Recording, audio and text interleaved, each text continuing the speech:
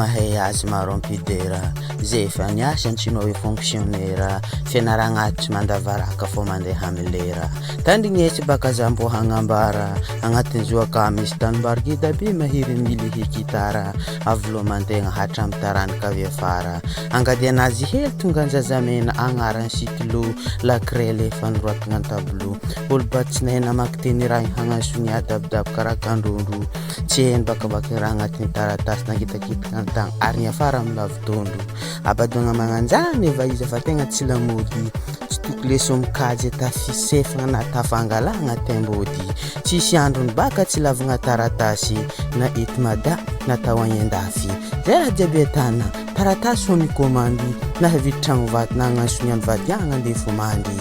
taratasy ny fahaizagna mampagnahy ny olo harano-pahendrena ampianariny zaza satria izy ny hoavy ny firenena atsika ray aman-dreny aza misy magnamboha didy raha tonga atao ampianaragna ampidirana dakilasy ny ankizy aza avelagna an'izay tiany ataony mazoto mandeha kamo tsy mandeha lekôly dressé mafy raha malegny zy koa tafita reto dia fiankaviagna hitany vokatsoany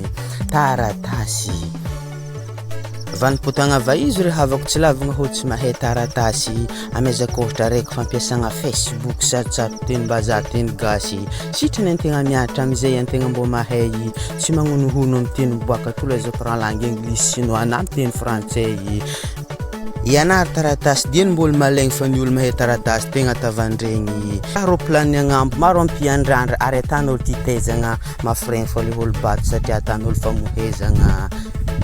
hagnisa baka za ohatra iray roa telo efatra dimy enina ianary taratasy fa ny olo nahay dia tsy mbo nanegnina fito valo isa farany ambony dia isa sivy ianary taratasy dia aza morativy maro baka olo managna diplôme kajy agnaty tragno nefa tsisy asa zany izy atao mahativy anao andeha hianatra dakilasy fa ny olo koa tegna nahay tsy maintsy ho tafita amezako ohatra raiky mangala mason crédit fa tsy ray mandeha ndraiky mitosy fianaragna tegna mandeha mianatra agny ampita de hitako zany nahafantatra fa taratasy tegna valera nagnano tegna tazy mijalajala ho azy nagnano ingénieur